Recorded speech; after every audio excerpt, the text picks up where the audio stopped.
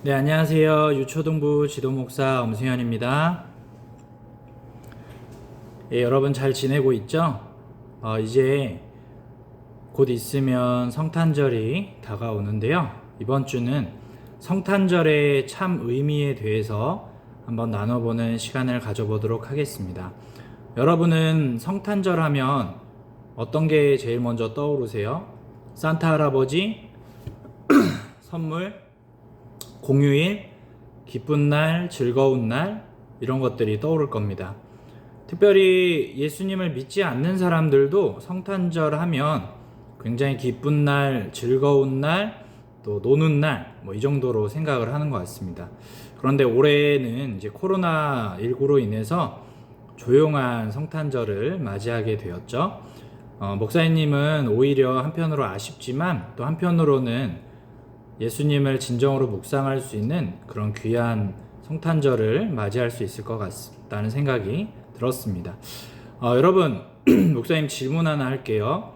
예수님께서 12월 25일 날 태어나신 날일까요?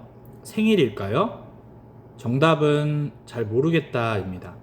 어떤 이단들은 너희들 왜 12월 25일 날 정확하게 예수님이 태어나시지 않은 날인데 성탄절을 지키냐, 오히려 너네들이 이단 아니냐, 이렇게 따져 묻는 경우도 있습니다. 그 예수님께서 태어나신 날짜는 우리가 정확하게 알 수가 없습니다. 그리고 2020년 전에 태어났다라고 또 정확하게 이야기할 수 없습니다. 그렇지만 그것 때문에 이단이라고 주장하는 것은 굉장한 무리가 있을 것 같습니다. 왜냐하면 우리는 12월 25일을 기념해서 예수님의 탄생을 기념해서 지키는 날이기 때문입니다. 그리고 정확하지는 않지만 2020년 전에 예수님께서 이 땅에 내려오셨다는 사실을 우리가 기념해서 그렇게 2020년을 보내고 있는 것입니다. 그러니까 중요한 것은 날짜가 중요한 것이 아니라 성탄절의 의미, 왜 예수님께서 이 땅에 내려오셔야만 했는지가 더 중요하겠죠. 그렇다면 왜 예수님께서 이 땅에 내려오셔야만 했나요? 여러분 잘 아실 겁니다. 예수님은 하나님의 아들로 이 땅에 내려오신 분이십니다.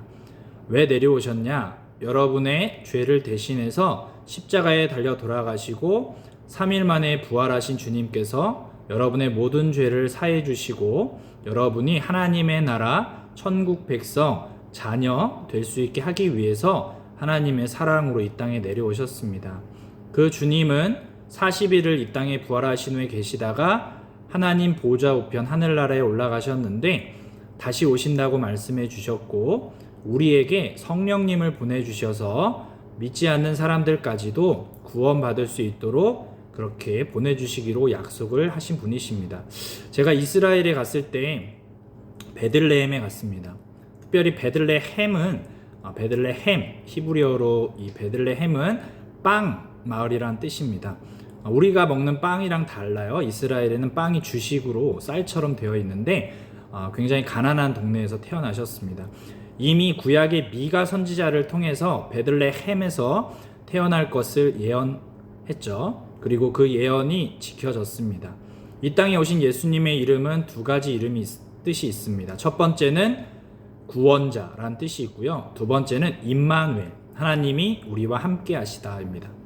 예수님은 신인 동시에 인간이시죠. 하나님인 동시에 인간이십니다. 그 주님께서 우리를 대신해서 이 땅에 내려오셨습니다. 그러니까 우리가 12월 25일 하루만 성탄절을 지키는 것이 아니라 우리는 1년 365일 24시간 언제 어디서나 예수님이 이 땅에 오신 의미를 생각하면서 특별히 예수님을 아직 믿지 못하는 사람들에게 그 기쁜 소식, 복음을 전하는 우리가 되었으면 좋겠습니다. 한 가지 이야기해주고 싶은 것은 대부분 말구유라고 알고 있죠. 예수님께서 태어나신 곳이. 그런데 이스라엘에 목사님이 직접 가봤을 때는 양구유로 되어 있었습니다. 그게 무슨 차이냐? 말구유는 당시에 부자들이 말을 가지고 있었습니다. 그런데 예수님께서 태어나신 곳은 말도 없었고 양들만 있었습니다. 그리고 그 구유라는 곳은 말 그대로 양들이 똥 싸고 오줌 싸고 그렇게 했던 곳입니다. 그러니까 하나님이신 예수님께서 그렇게 낮고 천하게 이 땅에 내려오셨습니다.